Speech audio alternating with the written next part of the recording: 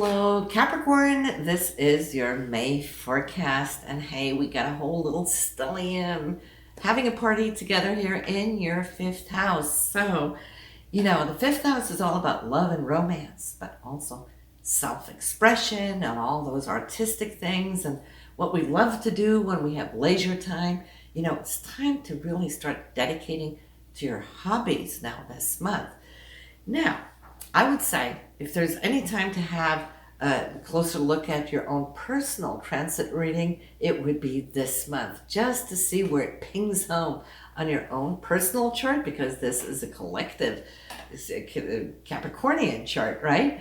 So let's start top of the month. Capricorn, this is now with the Sun, which is you, and Uranus, excuse me, they're conjunct, meaning they're traveling together and infusing each other with energy. The Sun is you. Uranus is that wild card that we never know what we get, just like a box of chocolate, right?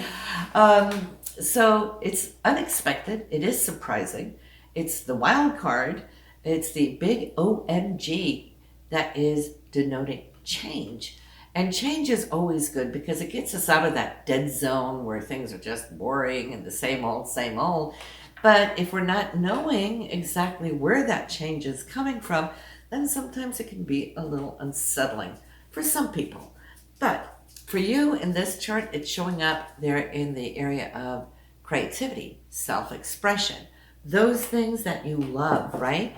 So take it as far as you can. And not only do you have the Sun and Uranus here, but you also do have Venus, you have the new moon, and you got Mercury. So all of them are dancing together, trying to make this a happy time. Probably one of the most, I won't say happiest time of 2021, but at least that portion of your life where you can come out to play, right? So absolutely listen to your moon and rising sign chart too to see where they're showing up in those charts. But let's get a start on this. Venus is love and romance, right? It's values, the things that we hold close to heart. It's in the sign of Taurus upon which it rules, so it just makes it like even stronger. Taurus is all about security, hanging on to those things that we want, the things that we have accumulated and achieved, but also things that we are creating. So for those of you, Capricorn, that are into the arts, you might just find that this is a great month to get it up and out there and maybe also capitalize on it. That's that one side of Venus. But then we have the romantic side. So if you're in a relationship, this can be such a lovey-dovey month for you. And if you're single, this is a great time to be that magnet that's going to attract, all these new people, should I say, new potentials into your life, just because you are that much extra charming when Venus is here running. Then we have the new moon. This is going to be May 11th. So we know we have the big change coming in by surprise on the 1st. That could also be attracting a new partner if you're single, right? That unexpected factor. Then the new moon, will follow up on that on the 11th. And so the new moon is when we place our intentions, and of course, this is the area that you want to focus those intentions on. If you're having fun up to this point, up to the 11th, really feeling that you're releasing all this energy, you're laughing, you're joking, you're dancing, then I would say here on the 11th that you want more of this, not just for the oncoming month, but for the rest of the year. It's time to play. It's time to have fun again. So let that be a part of your intention. And not only is the new moon there, but it is conjuncting Mercury. Mercury is all about communication. What we communicate, how we communicate, right? It's that linear way of the expressed spoken word, the written word. Now, since this is a creative area, for those of you Capricorns who like to write, you could find yourself writing. Maybe you'll get a whole novel together with the inspiration that you are getting from this, or a screenplay, something like that, right? And to make it even stronger, is that Mercury is, and this new moon will have it too, a beautiful trine to Pluto. Now, Pluto is very, very transformative. It digs deep to the bottom, to the core of the matter that you are wanting to express. So there's intensity here, and intensity is good when it is directed towards the goal that you hold at heart, whether it is within the romantic area or in your creative self-expression field. Pluto is going to help you knock it out of the park, because Pluto has been transiting in your first house of personality. So you've been growing with this energy, haven't you? Capricorn, over these late years, you have probably found yourself now stronger than ever, standing your grounds more than ever. And now is a time to also express that, what it is you truly want.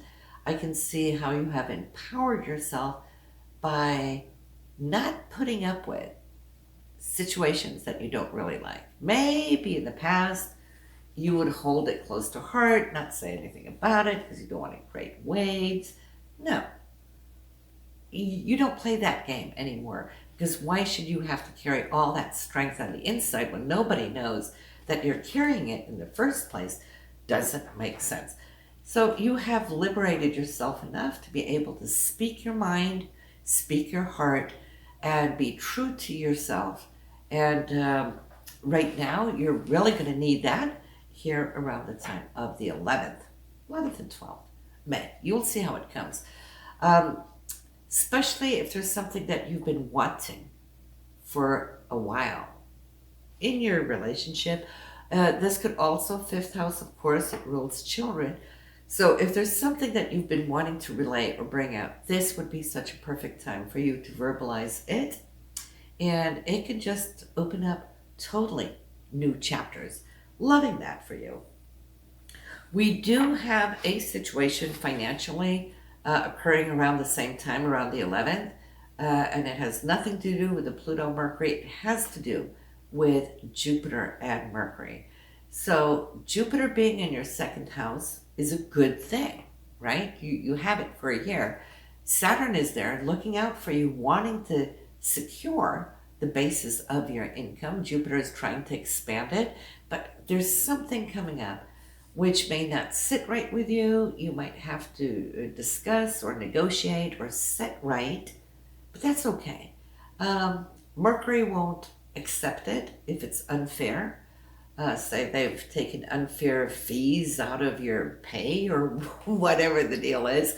No, Jupiter won't accept it. Mercury will not hesitate to bring it up and approach it. I know that you really don't like confrontations, but then again, who does, right? But since Pluto is connected to that Mercury, that will bring up the case and set it right there with Jupiter. Have no fear when it comes up. Just look at it and go, oh, so that's the situation. Okay, let me just jump right in, deal with it, get it over with, say my piece, right? So that, and it's going to be quick, a quick fix, actually, because Mercury's moving away from it. However, though, Mercury will retrograde on the 29th. So if you don't get it settled right away, some of you will, some of you won't. And for those of you who don't, well, when Mercury retrogrades on the 29th, it's already moved into your 6th house, right? But it will retrograde back into the degree of where we are in this situation. It will give you a second chance to go in and tweak and get it right at that point. So it will settle. And I feel it has to do with your finances, okay? Now, Mars is running a little solo this month, and it's in the sign of Cancer. Cancer is the part of us that likes to nurture. So you will find yourself nurturing a whole lot more now. In May, you already have that here on the April end of this reading. And so that is good. It's in your 7th house, which is the area of relationships. Not like the 5th house romantic relationships, that's more playful. This is more like the long-term marriage commitments or anybody that you work with closely one-on-one, Mars is very focused on spending time with that person or with those situations where you have to work out whatever it is that you're agreeing upon or the deals that you have. And I feel it's good. You're very goal-oriented in that sense at this point. Now, we have the full moon also, which will be on the 26th and in the sign of Sagittarius, which is really cool. Sag is so happy-go-lucky, right? That happens to be in your 12th house, Capricorn. So we pull back a little bit when we have the 12th house energy because we're so out there in the world as is. There's that part of us that also needs to kind of pull back and nurture our inner self, our spirit. So you might find that around the 26th that you might just like to have a day, quiet for yourself, meditate, watch a movie or two or three, or binge a little bit, right? Or do something more quietly that doesn't really take a lot of attention from you out into that outer world. It's your inner space that is now valued. And we do need recharge. There's ebb and flow in everything. And this is the time for you to kind of like ebb within, right? Refill and recharge your spirit so that you're good to go once the moon moves out of here. And remember, the moon is always about our feelings in the way that we react. Just like the sun reflects, the sun radiates, As the sun radiates, the moon reflects our inner self. So yes, you might be a little bit more emotional here on this day, but that's okay. We have those days as well. And I think that pretty much concludes what we have here for you in May. And I will see you again next month. Have a good one, Capricorn. Bye now.